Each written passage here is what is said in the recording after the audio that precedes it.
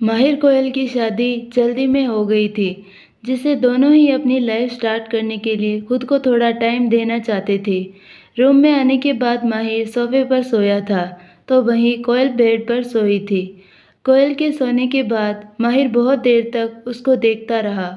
माहिर को खुशी इस बात की थी कि अब उसकी कोयल अब उसके साथ है। कोयल काफ़ी थक गई थी, इसीलिए बेड पर लेटने के बाद ही सो गई। वहीं माहिर को पूरी रात नींद नहीं आई थी। इधर जीहू जहाँ रहती थी, वो छोटा सा घर था, लेकिन जीहू के लिए ठीक था। वो और दादी दोनों रहती थी। दादी को पता था जीहू प्रेग्नेंट है, इसीलिए वो जीहू का भी ध्यान रखा करती थी। वहीं जीहू भी अनाथ थी, इसीलिए वो उस दादी के साथ बहुत खुश रहा करती थी। वो नितिन के सामने कभी जाना नहीं चाहती थी। उसे डर था कि कहीं उसे पता चलेगा तो वो मेरे बच्चे को मार देगा। वो जॉब करती थी और शाम को आकर खाना बनाती थी और दादी को खिलाकर खुद भी खाती थी। उसे अपनी बेबी की फिक्र थी, इसीलिए जितना भी हो सकता था वो सब करती थी। उसका बेबी अब 2 मंथ का हो गया था। उसे बहुत प्रॉब्लम होने लगी थी, वोमिटिंग और बुखार, लेकिन फिर भी वो खुद को मजबूत बनाकर सब काम किया करती थी, अपने बच्चे को अच्छा फ्यूचर देने के लिए। वो बहुत मेहनत करती थी। इधर नितिन को जीहू का इस तरह से जाना अच्छा नहीं लगा। उसे अब रुचिका बिल्कुल याद नहीं थी, वो सिर्फ जीहू को याद किया करता था। उस रात के बाद रुचिका उसकी याद से निकल चुकी थी। अब उस याद में जीहू का चेहरा छप चुका था, लेकिन अफसोस कि ये बात जीहू को पता नहीं था। नितिन जैसे तैसे अपना काम संभाल रहा था। अब वो रुचिका का कभी भी पीछा तक नहीं किया। वहीं रॉकी कोई भी मौका नहीं छोड़ता रुचिका को परेशान करने का। वहीं रॉकी को रुचिका को देखे बहुत दिन हो गया था। वो जब से नितिन और रुचिका की तस्वीर साथ में देखा था, तब से वो बहुत ज़्यादा गुस्सा था। वो ड्रिंक करके घर पहुंचा। जैसे ही वो लड़खड़ाकर गिरता कि तभी रुचिका ने उसे थाम लिया। रॉकी रुचिका को इतने दिन बाद अपने सामने देखकर थोड़ा भावुक हो गया था। वो रोते हुए उसके कंधे पर सर रख दिया। रुचिका भी बहुत दिन बाद उसके पास गई थी। रॉकी के सोने के बाद वो रोज उसे देखने जाया करती थी। आज रॉकी को इस हॉल में देखकर उसके पास चली गई। रुचिका उसे लेकर रूम में पहुंची, उसे बेड पर लेटा दिया और उसके जूते निकाल कर रख दिया। वहीं जब वो वहां से जाने ही वाली थी कि तभी रॉकी उसका हाथ पकड़कर उसे खींच लिया, जिससे रुचिका का बैलेंस बिगड़ा और वो सीधे उसके ऊपर ही गिरी। वो कुछ कर पाती कि तभी रॉकी उसके होठों पर अपना होठ रखकर किस करने लगा। वहीं रुचिका अब धीरे धीरे कमजोर होने लगी। रॉकी उसको अपने नीचे कर दिया और उसके ऊपर आ गया। दोनों प्यार करने लगे। आज एक बार फिर दोनों की दूरियां मिट चुकी थी। रुचिका थककर उसकी बाहों में ही सो चुकी थी। रॉकी भी उसके माथे को चूमकर उसे कस के पकड़कर सो गया। दोनों ही एक दूसरे से प्यार करते थे, लेकिन दोनों ही कभी जताए नहीं। वहीं रुचिका को डर था रॉकी कॉन्ट्रैक्ट पूरा होने के बाद उसे छोड़ देगा, लेकिन रॉकी को फिक्र थी जीनेस को अगर पता लगा कि रुचिका उसकी वाइफ है तो वो उसे छोड़ेगा नहीं, इसीलिए वो मजबूर था। हाँ, उससे गुस्सा होता था, लेकिन उसका दिल नहीं मानता था कि रुचिका ऐसा कुछ कर सकती है, इसीलिए वो रुचिका को कुछ नहीं करता था, बस उससे दूर हो जाता था। सुबह जब रुचिका की आंख खुली तो वो खुद को रॉकी की बाहों में देखकर घबरा गई और जल्दी से उठ गई। उसे रात की पूरी बात याद आ गई। वो जल्दी से उठ गई, देखा तो वो कपड़े पहनकर सोई थी। फिर से रॉकी ने उसे कपड़े पहना दिया था। रुचिका उसे देखकर शर्मा गई और जल्दी से निकलकर अपने रूम में भागी। वहीं थोड़ी देर बाद जब रॉकी की नींद खुली तो वो याद करने लगा। उसकी नींद पहले ही खुल गई थी। वो रुचिका को देखकर समझ गया था कि रात में क्या हुआ होगा। वो जल्दी से अपने कपड़े पहने और फिर उसके मासूम चेहरे को देखकर बोला, ये कितना मासूम है, ये कोई भी गलत काम नहीं कर सकती। मुझे उस बारे में माहिर से बोलकर एक बार फिर से चेक करवाना चाहिए, ताकि वो आदमी मिल जाए जो मुझे और रुचिका को एक साथ नहीं देखना चाहता। फिर वो रुचिका का चेहरा याद करके मुस्कुरा दिया और उठकर शावर लेने चला गया। रुचिका अपने बाथरूम में शावर ले रही थी, लेकिन उसकी आंखों में आंसू थे।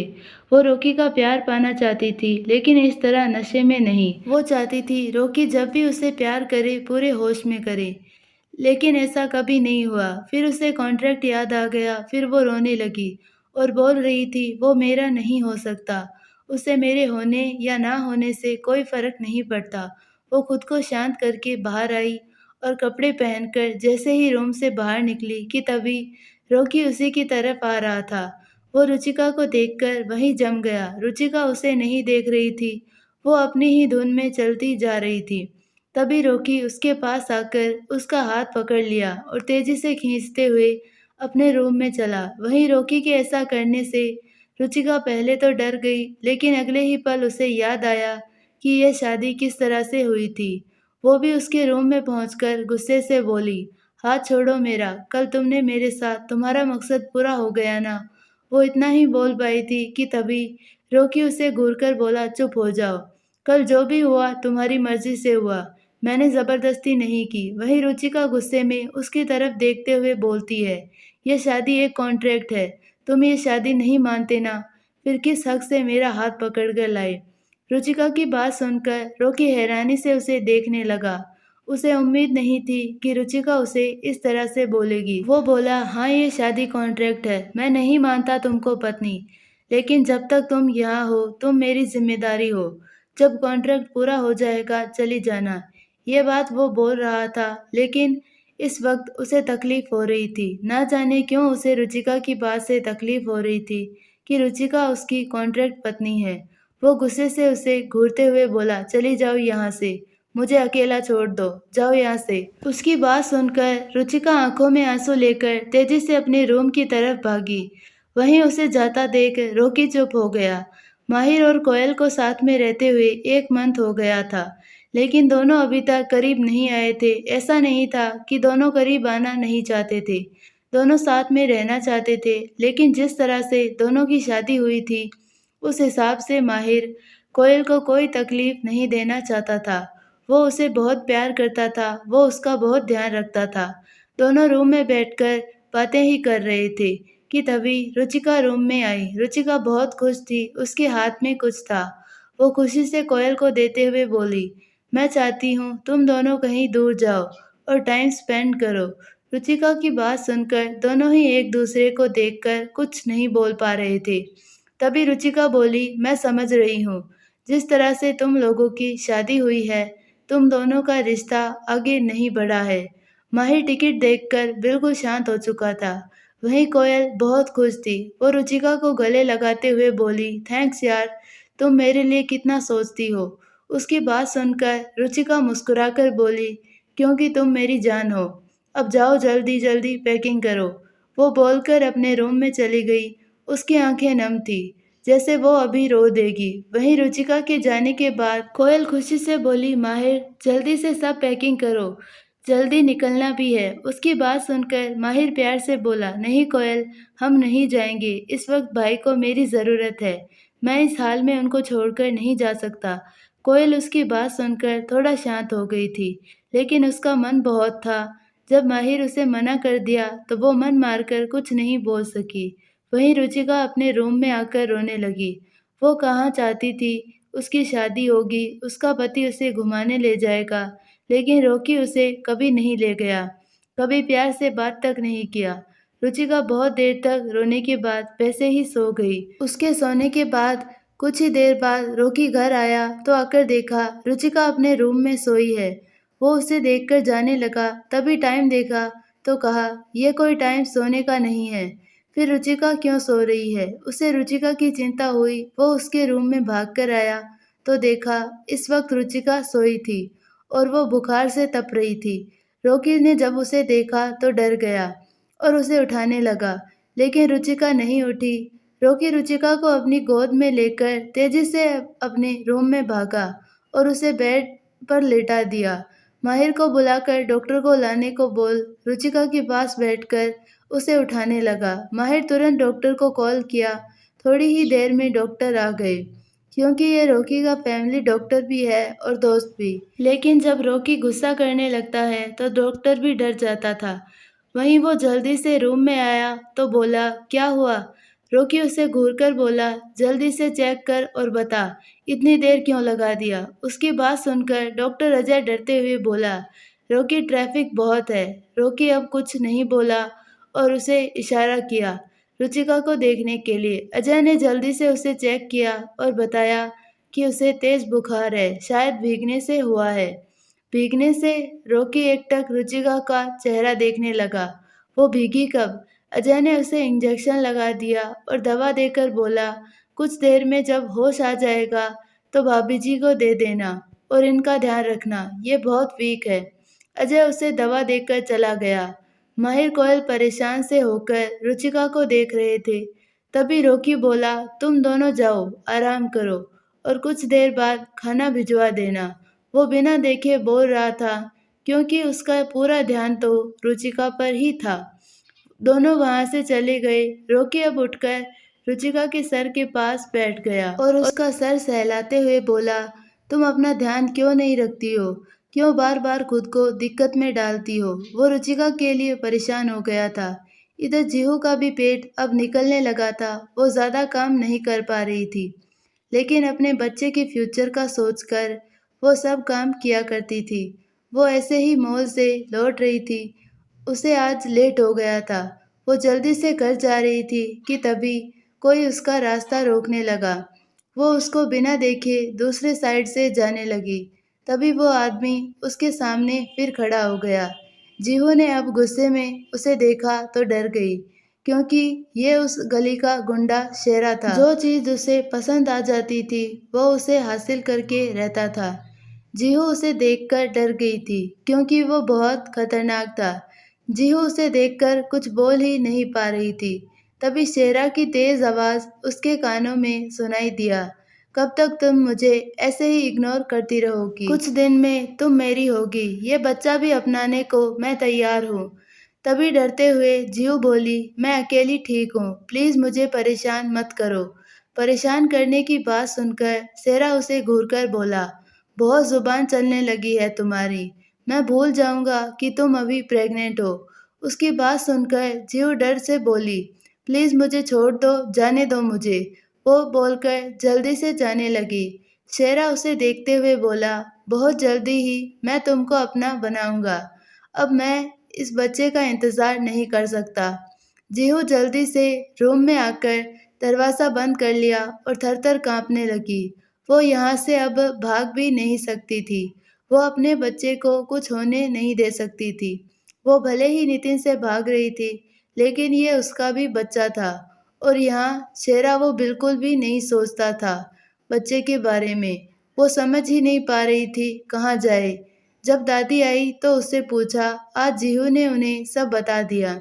दादी डर के बोली, बेटी तुम यहाँ से चली जाओ अपने पति के पास, शायद वो इस बच्चे का सुनकर सब कुछ भूल जाए। जीहू उनकी बात चुपचाप सुन रही थी। दादी उसे समझाकर चली गई, लेकिन जीहू अपने पेट पर हाथ रखकर एकटक दरवाजे को घूर रही थी। इस वक्त वो सिर्फ अपने बच्चे के बारे में सोच रही थी। वो कभी भी नहीं चाहती थी कि इस बच्चे को कोई दिक्कत हो। वो शेरा से बचने के लिए रात में ही सबसे दूर जाने को सोचने लगी। वो जल्दी से खाना बनाई और दादी को देकर बोली, दादी अगर मैं यहाँ से वापस चली गई तो आप कैसे रहेंगी? क्या आप मेरे साथ चलेगी मेरे घर? दादी बोली, क्यों नहीं बेटा, मैं यहाँ अकेली हूँ। तुम आ गई तो मुझे अच्छा लगने लगा था। जीहू उनकी बात सुनकर मुस्कुरा दी और बोली, तब ठीक है दादी, आज रात हम चलते हैं। वहीं रुचिका सोई हुई थी। रोकी उसके सर के पास बैठकर उसका सर सहला रहा था और उसकी हालत देखकर उसकी हाथ की मुट्ठी कस गई और वो खुद से ही बोल रहा था, बीवी तुमने खुद को इतना तकलीफ क्यों दी, जबकि तुमको तकलीफ देने और प्यार करने का हक सिर्फ मेरा है और किसी का नहीं, खुद तुम्हारा भी नहीं।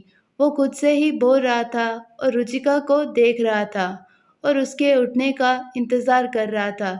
वहीं कुछ देर बाद जब रुचिका की नींद खुली तो वो खुद को रॉकी के रूम में पाकर उठने की कोशिश करने लगी कि तभी उसके मुंह से आह निकल गया। उसके सर और कमर में दर्द था।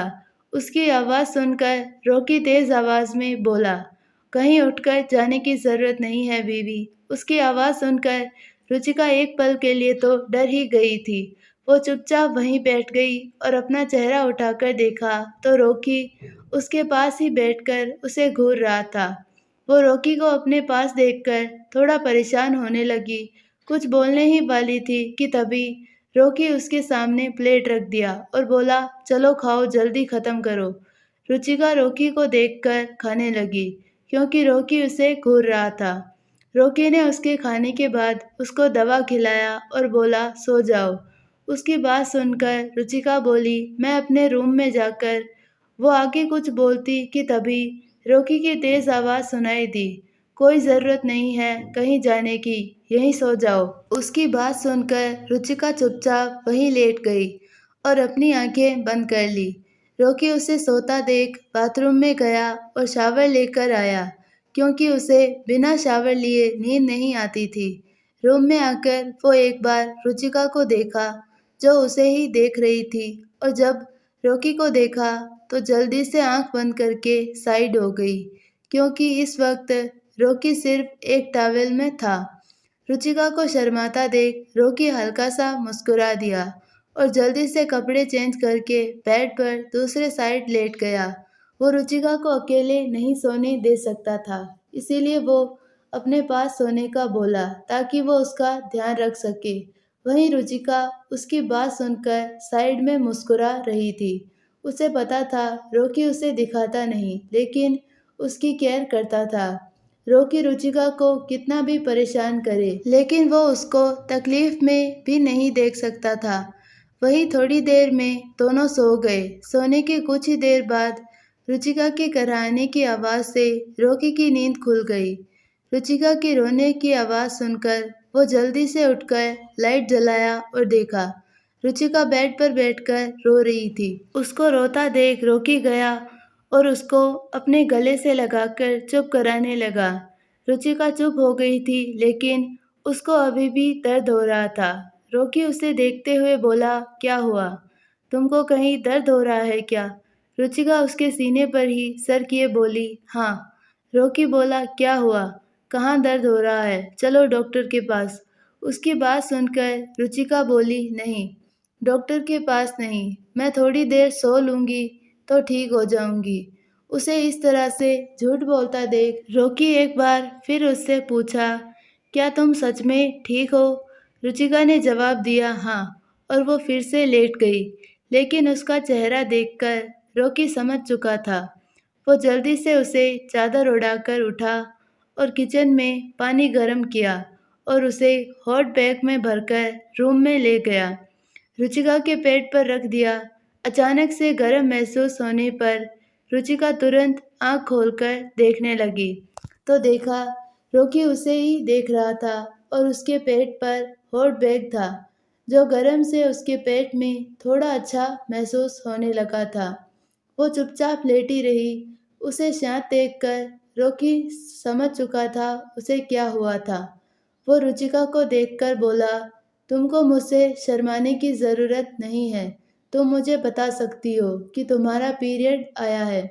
उसकी ऐसी बातें सुनकर रुचिका बिल्कुल चुपचाप उसे ही देख रही थी। वो शर्म से पानी पानी हो गई थी। रॉकी उसे देखकर बोला, अब तुम आराम करो।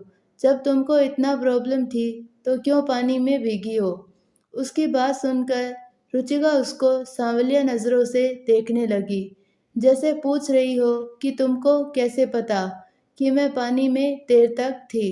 तभी रॉकी बोला, बताओ पानी में क्यों भीगी? रुचिका उसकी बात सुनकर बोली, मैं अपनी ज़िंदगी से तंग आ गई हूँ, खुद को ख़त्म कर देना चाहती थी। उसके मुंह से ये बात सुनकर रॉकी चौंक गया और एकटक उसे देखते हुए बोला, तुम्हारे शरीर पर सिर्फ मेरा हक है। तुम मेरी परमिशन के बिना खुद को ख़त्म भी नहीं कर सकती। रुचिका चुपचाप अपनी आंखें बंद करके घूम गई। उसकी आंखों से आंसू गिरने लगे थे। रॉकी उसकी बात सुनकर सोचने लगा था, आखिर ऐसा क्या हुआ था जो उसने ऐसा फैसला लिया। वहीं थोड़ी देर में जब रुचिका को आराम महसूस हुआ तो वो सो चुकी थी, लेकिन रॉकी की आंखों में नींद नहीं थी। वो रुचिका को ही देख रहा था। रुचिका के सोने के बाद वो रुचिका को अपने साइड किया और उसे अपने सीने से लगा लिया और फिर सो गया। उसे खुद नहीं पता था उसे रुचिका की बाहों में एक सुकून मिलता था। इधर रात को ही जीहू और दादी उस घर से निकलकर अपने पुराने घर के लिए निकल गए। जीहू थोड़ा खुश थी, थोड़ा नर्वस भी थी क्योंकि अगर नितिन को पता चल गया तो वो तुरंत समझ जाएगा ये बच्चा उसी का है। जीहू कुछ ही देर में अपने घर आ चुकी थी। वो दादी को एक रूम में सोने का बोल अपने रूम में लेट गई। वहीं कोई था जो उसे दूर से देख लिया था और मुस्कुराकर बोला, तुम जितना भी मुझसे दूर भागो, लेकिन तुम सिर्फ मेरी हो। जीहू बहुत थकी थी जिससे उसे जल्दी ही नींद आ गई। इन दिनों प्रेगनेंसी से वो बहुत ज़्यादा थक जाया करती थी और जल्दी ही सो जाती। वहीं माहिर के ना जाने से नाराज़ कोयल बेड पर उसे मुंह फुलाकर सोई थी। माहिर उसे मनाया लेकिन कोयल उसे गुस्सा करके बाहर कर दिया था। आई होप आपको ये पार्ट पसंद आया होगा और पसंद आया तो प्लीज़ वीडियो को लाइक शेयर और चैनल को सब्सक्राइब ज़रूर कीजिए और बेल आइकन नोटिफिकेशन को ऑल पर सिलेक्ट कर दीजिए ताकि हमारे सारी वीडियोस की नोटिफिकेशंस आपको मिलती रहे।